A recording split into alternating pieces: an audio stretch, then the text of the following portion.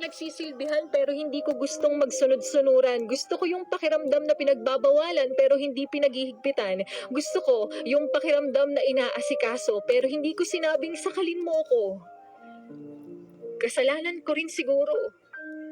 Dahil sinanay kita sa mga bagay na akala mo gusto ko. Pero sa ngayon, tama na muna to.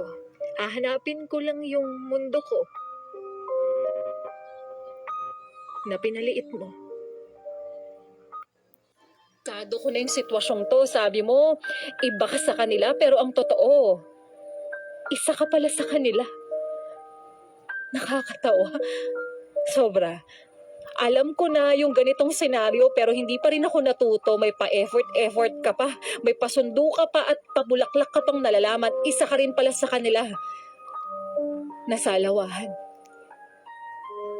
Pero ang nakakatawa pa dito, naniwala ako sa'yo kahit kita na yung pattern na lolokohin mo rin naman ako. Katulad mo lang din sila.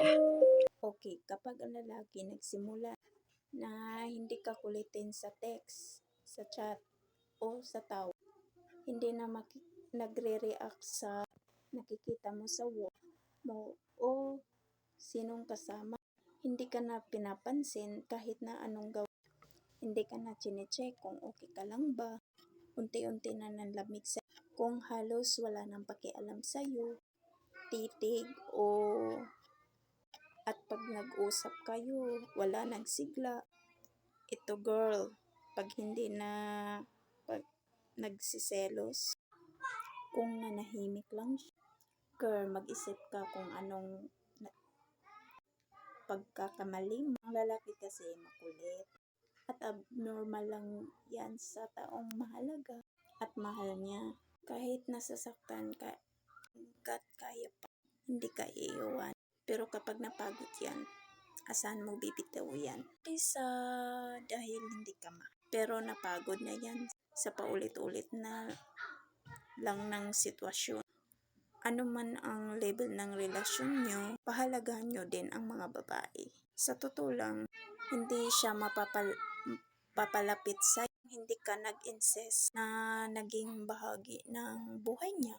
So girls, kapag napapansin nyo na nanlamig na yung mga jowa nyo, mga boyfriend nyo, hanggat maaga pa, pakawalan nyo na, mag-move on na lang tayo, kisa ipagsiksikan natin yung sarili natin na hindi naman sila masaya sa atin.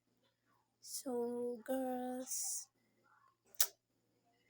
mag-move on na lang, tapos yun, maging masaya na din siya sa piling ng iba. Shout out nga pala kay si Moises. Ikaw nga pala nag-request ng nagpapa-shoutout. magpa-shoutout. Unang nagpapa-shoutout sa akin. Hello, Dito na ako. Ito yung pinakawalan mo.